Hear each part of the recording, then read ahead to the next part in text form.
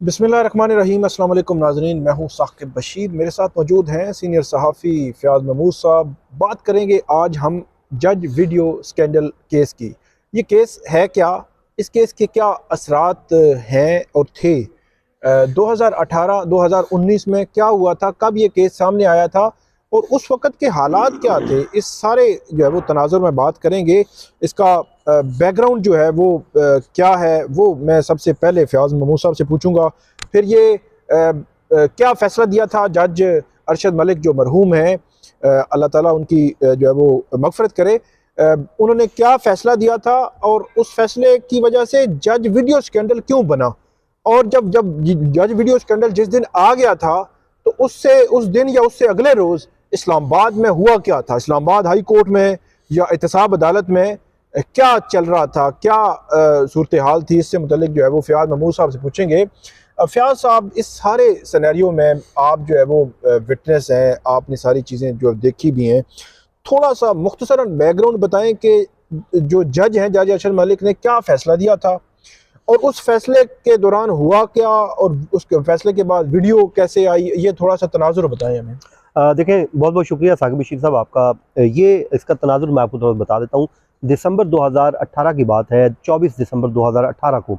ये आज भी दिसंबर में हम खड़े हैं, लेकिन 24 दिसंबर 2018 को उस वक्त नवाज शरीफ साहब को सज़ा सुनाई थी अल अज़ीज़िया रेफरेंस में, जिसमें 7 साल के लिए उनको कैद का हुक्म दिया था, साथ ही साथ उन पर जुर्माना आयद किया था। फ्लैगशिप रेफरेंस में उनकी बरियत कर दी गई थी।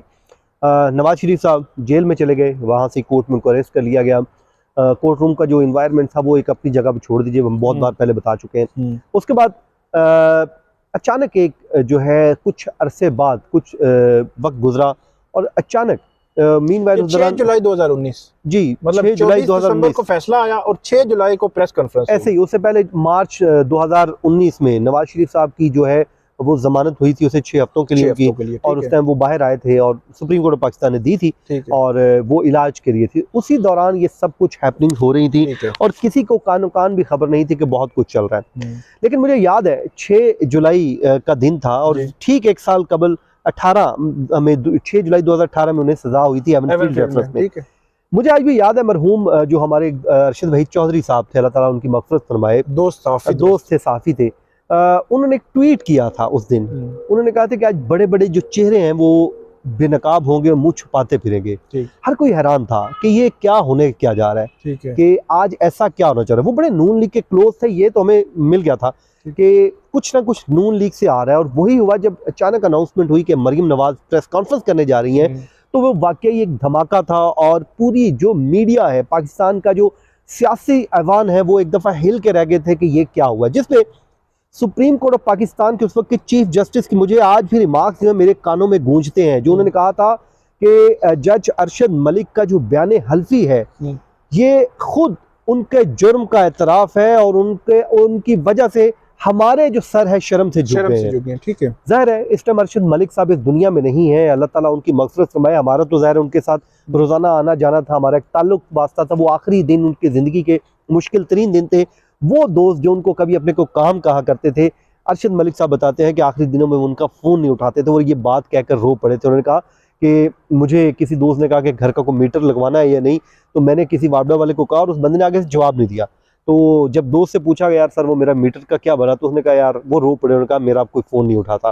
तो पाकिस्तान में ये बड़ी बदकिस्मती है, यहाँ पर ओहदों को सलाम होता है और जब ओहदे ख़त्म हो जाते हैं तो फिर हम उन्हीं बंदों को गालियाँ देते हैं। ओहदों को भी जब आपको अल्लाह ताला ने एक ऐसे मनसब पर, जज के मनसब पर बिठाया हो, तो ये उस दौर के जो जज अरशद मलिक साहब की जो मिसाल फ़याज़ साहब दे रहे हैं, आज के जो जज हैं जो आज भी उस मनसब पर फाइज हैं, आज भी वो कुछ केसेस सुन रहे होते हैं, तो उनको वो मद्देनज़र रखना चाहिए कि ये जो आपको सलाम किया जाता है, आपका बड़ा वो ये वक्ती होता है।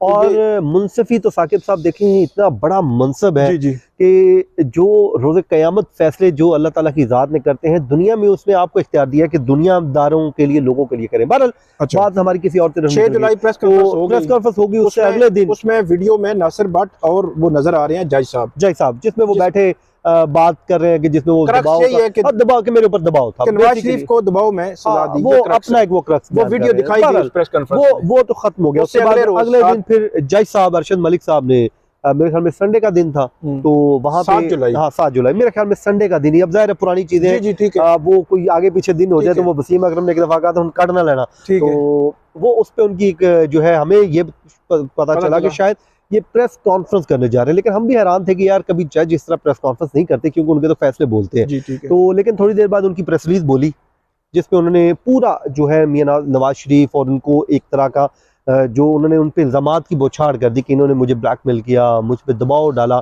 तो यहाँ से वो कहानी, हाँ जाहिर है वो मान के थे, तो उन्होंने तो उन्होंने हुसैन नवाज से मीटिंग तो मानी है ना कि उधर जद्दा में हुई थी, तो वो तो सुप्रीम कोर्ट पाकिस्तान ने भी लिखा हुआ है अपने फैसले में। तो उसके बाद ये सूरत हाल ये हुई कि फिर एक इन्होंने बयान हल्फी इस्लामाबाद हाई कोर्ट में भी जमा करवाया था 7 जुलाई को जी, उससे अगले दिन मेरे ख्याल में बयान हल्फी बल आया था जिसमें उन्होंने अपना पूरा वो बता दिया था।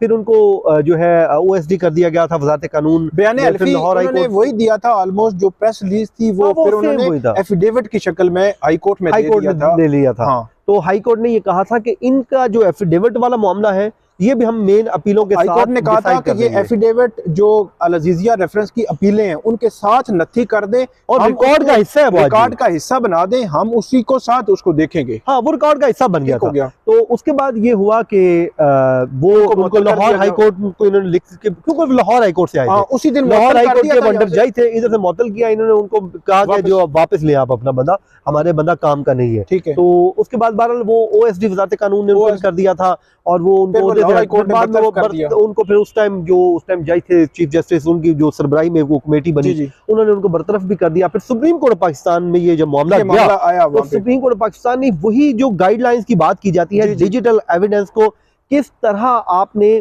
कानून शहादत के मुताबिक एग्जामिन करना है, वो फर्स्ट टाइम उस टाइम उन्होंने एक पूरी जो प्रोसेस दिया था। और वो उस पे वकला आज जो बातें करते हैं वो जज वीडियो स्कैंडल में केस में आया है, उसमें वकला पता क्या कहते हैं, वकला कहते हैं कि वो उस टाइम भी चीफ जस्टिस आसिफ खोसा ने उस वीडियो को मद्देनजर रखते हुए गाइडलाइन दी थी जिनको साबित करना नामुमकिन सी बात है, ठीक है। तो मतलब किस तरह के किस वक्त हुई, किस वक्त हुई, किसने की, किस कैमरे में हुई, बंदा कौन था पास, बंदा कौन था, पूरी चेन ऑफ एविडेंस है। बिल्कुल। तो उन्होंने कहा जी वो तो नामुमकिन सी बात है, वो हो ही नहीं सकती साबित कर किसी कोर्ट में वो।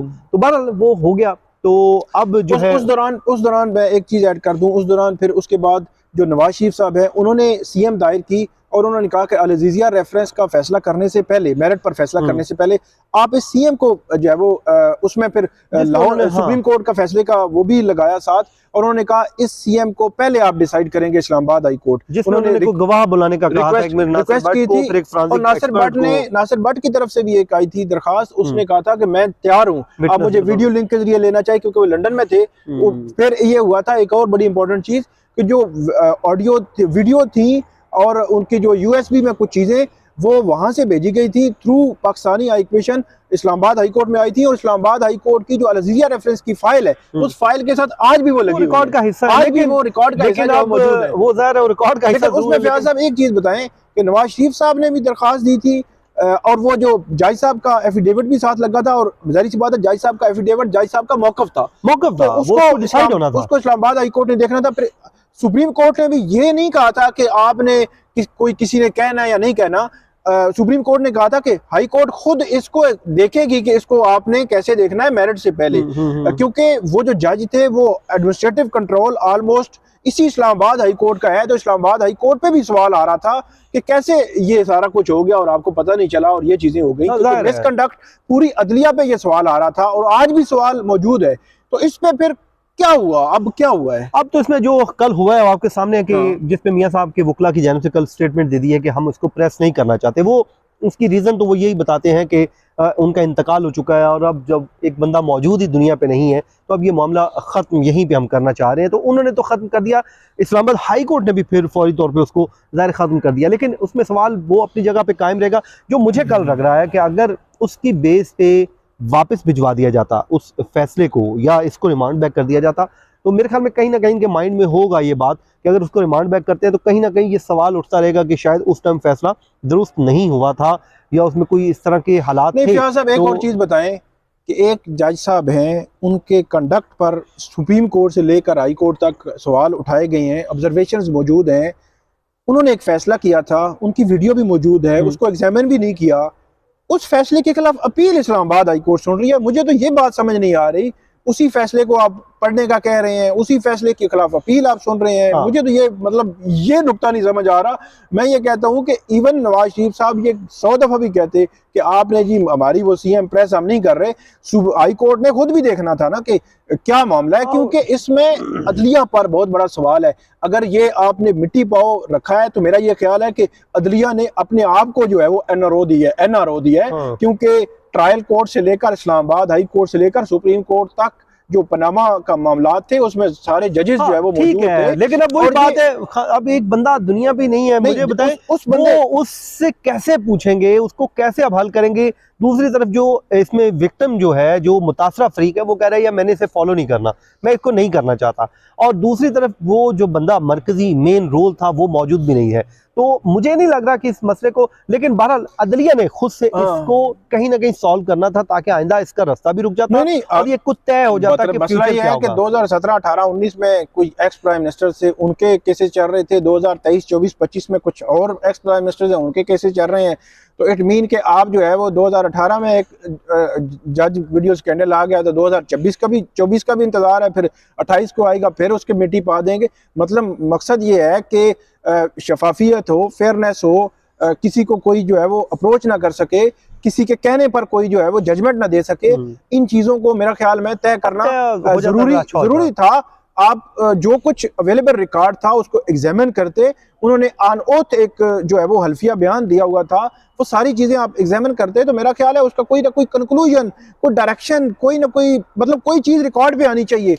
लेकिन अभी भी देखें, आप अगर जनरल मुशर्रफ का केस खोल रहे हैं, क्यों खोल रहे हैं? आप जुल्फ़िकार अली भुट्टो का केस खोल रहे हैं, क्यों खोल रहे हैं? एक चीज ध्यान में रखें, अभी इसका रिटर्न ऑर्डर नहीं आया जी, ये हमने इस चीज का इंतजार करना है, क्योंकि कल उन्होंने ज़बानी भी उस पर कोई बात नहीं की, उन्होंने सिर्फ मेरिट पे सुनने का कहा है।